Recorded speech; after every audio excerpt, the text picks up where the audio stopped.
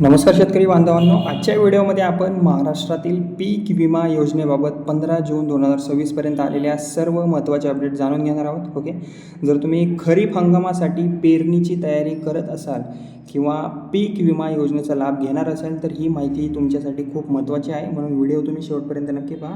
Okay, तर शेतकरी बंधूंनो, आता सध्या महाराष्ट्रात मान्सूनचा वेग अपेक्षेप्रमाणे नसल्यामुळे राज्य सरकार आणि कृषी विभागाकडून शेतकऱ्यांना महत्त्वाचे एक आव्हानसुद्धा करण्यात आलेले आहे. ओके, आता त्याबाबत आपले जे महाराष्ट्राचे मुख्यमंत्री आहेत देवेंद्र फडणवीस, ओके, तर सध्या महाराष्ट्रात मान्सूनचा वेग हा अपेक्षेप्रमाणे नाही आहे, त्यामुळे आता शेतकऱ्यांना एक महत्त्वाचे आवाहन करण्यात आलेले आहे की मुख्यमंत्री देवेंद्र फडणवीस यांनी शेतकऱ्यांना घाईघाईने पेरणी करू नका असा सल्लासुद्धा दिलेला आहे.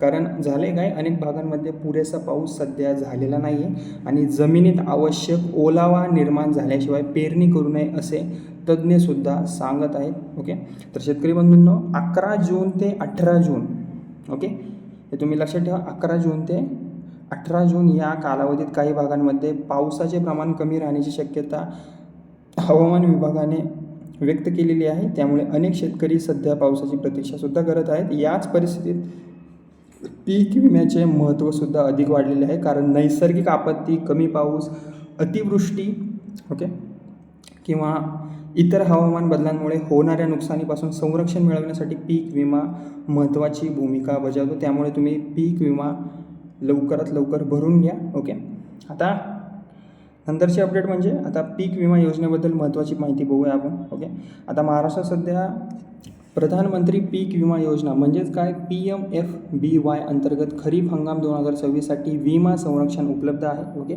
पात्र शेतकरी आपल्या पिकांचा विमा काढून नैसर्गिक आपत्तीपासून आर्थिक संरक्षणसुद्धा मिळवू शकतात. ओके, त्यामुळे शेतकऱ्यांनी थोडा रोज ज्या पीक विम्याच्या अपडेट येतात, न्यूज येतात, याकडे लक्ष देणे गरजेचे आहे. ओके, तुमचाच फायदा आहे याच्यात. ओके, तसेच आता सध्या राज्यातील अनेक भागांमध्ये, ओके, अनेक भागांमध्ये पावसाबाबत अनिश्चितता कायम असल्यामुळे पीक विमा घेण्याकडे शेतकऱ्यांचा आता कल वाढताना दिसत आहे. कृषी तज्ज्ञ देखील शेतकऱ्यांना पीक विमा घेण्याचा सल्ला देत आहेत, कारण की हवामानातील बदलांचा परिणाम थेट आता शेतीवर सुद्धा होत आहे.